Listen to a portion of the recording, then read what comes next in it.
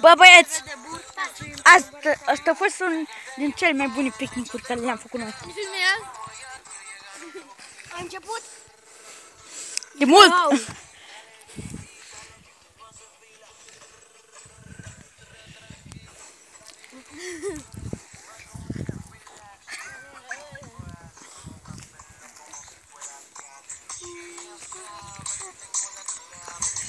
Priviți podul! Sonda! Casa de apă! Vașile!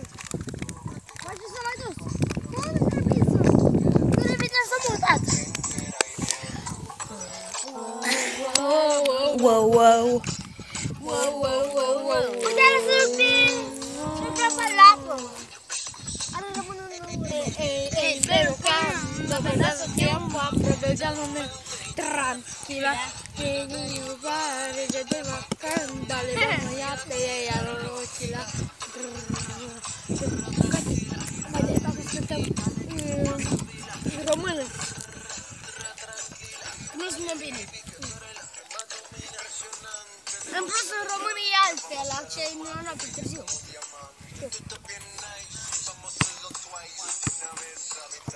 Hai că jucăm fotbal. Hai! Filmez! Eu nu mă joc fotbal!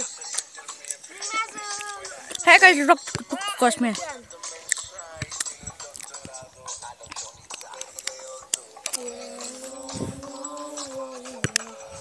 Hai să mai lăsăm mai încolo, eu mai vreau sâmburi.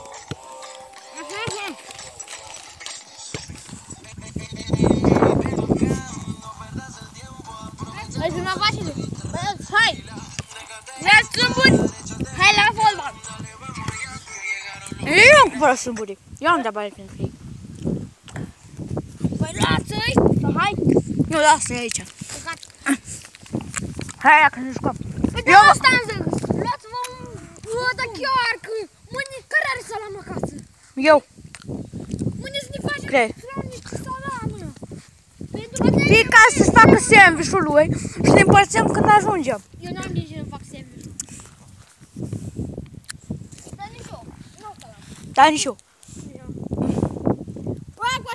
Mă întreb pe mame dacă putem să fac fiecare să întrebe mamele dacă poate să ne facă mici. Eu mă întreb. Dacă poate să fiecare să întrebe mama dacă poate să facă mici. Mama nu poate. Hai băieții că vă filmez de la umbru. Hai băieții. Hai Cosmin, fă niște fază. Noi știm ce mâncăm, noi vrem să știm ce mâncăm. Nu?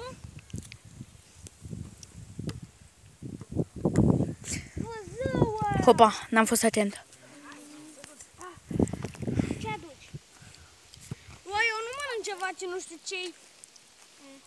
Zău! Deci... Hai, nu v-am mai jucat? Eu opresc filmarea.